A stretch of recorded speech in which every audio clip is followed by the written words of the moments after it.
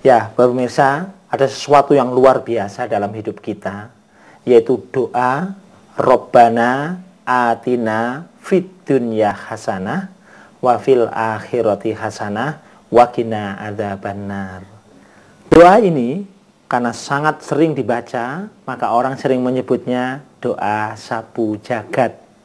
Bahkan kalau orang yang pernah pergi haji kemudian melakukan tawaf, putaran pertama, putaran kedua, putaran ketiga, putaran keempat, putaran kelima, putaran keenam, dan putaran yang ketujuh, dari setiap putaran itu untuk tempat-tempat yang lain doanya berbeda.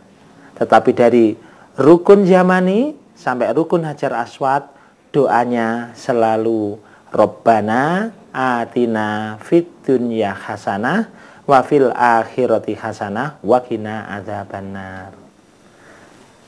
Doa ini sangat dahsyat sehingga saya penasaran mengadakan sebuah penelitian, yaitu setiap orang kami bikin sebuah pertanyaan, apa yang kebayang ketika mengucapkan fid dunya hasanah. Namun yang menarik, 95% mengatakan ketika fid dunya hasanah yang ada dalam benak dirinya adalah ketika uangnya banyak. Apakah salah? Oh tidak. Cuma permasalahannya, kalau fid dunya hasanah yang kebayang hanya uangnya banyak, berarti kalau tidak punya uang, kehilangan dong fid dunya hasanah. Nah, akhirnya beberapa ulama menyebutkan bahwa fid dunya hasanah itu ada 6 indikator. Jadi kalau kita punya 6 indikator ini, berarti fid dunya hasanah ada dalam diri kita secara penuh. Yang pertama, orang dikatakan mempunyai fid dunya hasanah apabila punya istri atau suami yang soleh. Kalau kita punya istri atau suami yang soleh, berarti kita punya indikator fid dunya hasanah.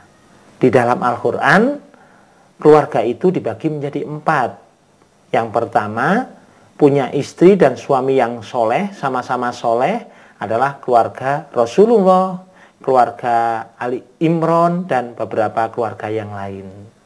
Kalau suaminya, yang kedua adalah suaminya soleh, tapi istrinya tidak soleh. Contohnya adalah keluarga Nabi Nuh dan keluarga Nabi Lut. Yang ketiga adalah suaminya tidak soleh namun istrinya solehah. Itu keluarga Fir'aun. Dan yang keempat adalah suaminya tidak soleh dan istrinya juga tidak solehah. Itu misalnya keluarga Abu Jahal dan keluarga Abu Lahab. Nah pemirsa, indikator yang kedua, kita dikatakan mendapatkan fid dunya hasanah apabila punya anak-anak yang soleh dan solehah. Jadi kalau anak-anak kita soleh dan solehah, berarti kita punya indikator fid dunya hasanah. Namun kita juga harus berpikir, jangan hanya berharap punya anak yang soleh dan solehah, tetapi kita harus punya kesadaran apakah kita menjadi anak yang soleh dan solehah bagi orang tua kita.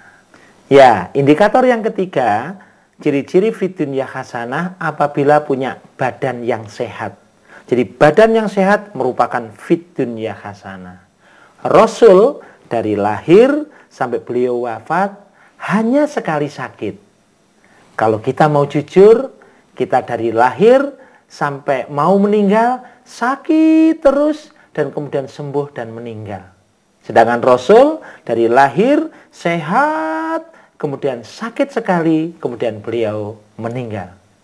Permasalahannya adalah, mengapa Rasul sehat, kok kita sering sakit? Ada sebuah penelitian yang menarik, orang yang rajin tahajud itu lebih sehat dibanding yang tidak rajin tahajud. Dan orang yang tahajudnya ikhlas lebih sehat dibanding yang tahajudnya tidak ikhlas. Penelitian ini, walaupun tidak meneliti tentang Rasul, tapi kita melihat dari sirah Nabawi bahwa Rasul semasa hidupnya selalu tahajud dan selalu ikhlas menghadapi hidup ini. Jadi kalau kita sering sakit, dua kemungkinan. Pertama, jarang tahajud. Yang kedua, tidak ikhlas menghadapi hidup ini. Pemirsa, ciri fid dunya hasanah yang keempat adalah apabila kita punya rezeki yang halal. Dan lebih dahsyat lagi kalau halal dan banyak. Sebab halal dan banyak, kita berpeluang untuk menjadi jalan rezeki bagi banyak orang. Untuk membantu orang-orang yang kesulitan. Untuk mensedekahi orang-orang yang kekurangan. Untuk menyekolahkan orang-orang yang tidak bisa sekolah. Dan untuk mengikhlaskan orang-orang yang berhutang pada diri kita dan tidak mampu membayarnya. Jadi fid dunya hasanah, duitnya banyak dan berkah, itulah yang keempat. Sedangkan yang kelima, ciri daripada fid dunya hasanah, apabila punya tetangga yang baik, punya teman kerja yang baik, punya lingkungan yang baik. Dan yang harus tertanam dalam diri kita, di samping berkeinginan punya tetangga yang baik, punya lingkungan yang baik, tanya pada diri, apakah kita termasuk teman yang baik bagi orang lain? Apakah termasuk tetangga yang baik bagi orang lain? Kalau itu bisa terjadi, ini fid dunya hasanah, luar biasa. Yang keenam, ciri daripada fid dunya hasanah, apabila kita punya ilmu yang bermanfaat. Ilmu yang bermanfaat adalah ilmu yang bisa mengikuti perkembangan zaman. Ilmu yang dikemas bisa mengikuti perkembangan zaman. Tanpa itu, walaupun ilmu kita banyak, tidak bisa mengikuti perkembangan zaman, ilmu kita tidak bermanfaat. Apalagi ilmunya sedikit dan tidak bisa mengikuti perkembangan zaman, jauh lebih tidak bermanfaat. Jadi pemirsa, dari 6 indikator fid dunya hasanah itu, mana yang sudah kita miliki dan mana yang belum kita miliki. Yang sudah kita miliki, mari kita tingkatkan. Yang belum kita miliki, mari kita tumbuhkan. Hidup ini adalah fastabiqul khairat, berlomba-lomba dalam kebaikan untuk meningkatkan fid dunya hasanah.